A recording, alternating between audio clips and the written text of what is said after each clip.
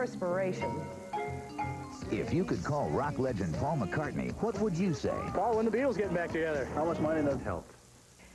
In the mega bucks world of movie making, it takes a lot to move an idea out of a desk drawer and into production. But sometimes determination and resourcefulness becomes the currency for a project that might not otherwise see the light of a projector. That was the case for Jordan Allen. Before turning 21, he managed to write a script, find a producer and $3 million in financing, and got the chance to direct his first feature.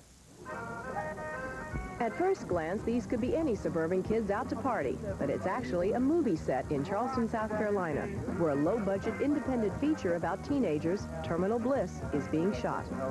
Here we go, folks. This is picture.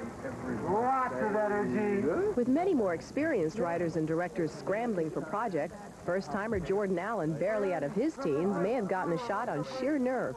My first bad experience with development hell was with my mother, so I went to her for $7 for financing, and she gave me the green light, and I did that, and I figured if I can get $7 from my mother, $3 million should be no problem.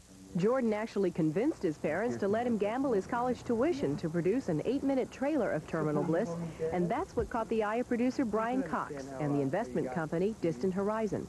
This picture was really about a kind of, I don't know, materialism gone awry. It was about kids who at 21 were as jaded as 45-year-old businessmen who are going on their third wife in their second Learjet. It has a very dark statement to make.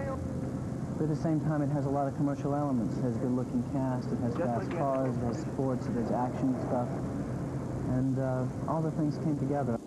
The challenge for everyone involved was to create a high production look on a $3 million budget, when the normal Hollywood budget is at least 6 times as much. We work intensively on making the script shootable because you can imagine what I really wanted to shoot and what we really are shooting are two different things. 286, take 3. Marker. Background.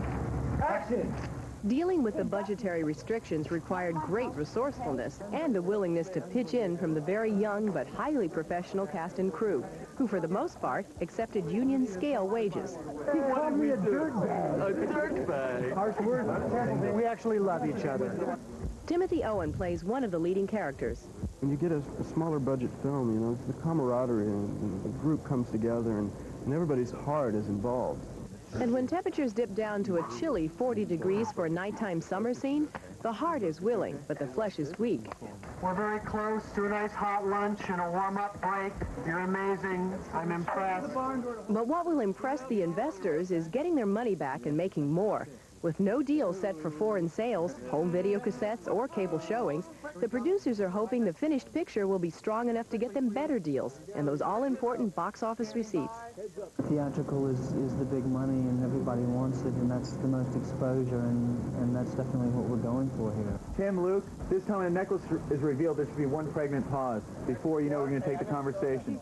Every time somebody said something negative like, how can you do this, or how can you think you can get to this point, it never really dawned upon me that why can't you? I mean, why not? I mean, other people have done it, and I think that it's the type of attitude I want to have, because if you really believe strongly in something, I think that fire catches very easily. And everyone involved with Terminal Bliss hopes the film will make a big splash with critics and audiences alike. And that's a cut. In point of fact, it's very difficult for a low-budget film with no-name stars to find a theater that will even play them.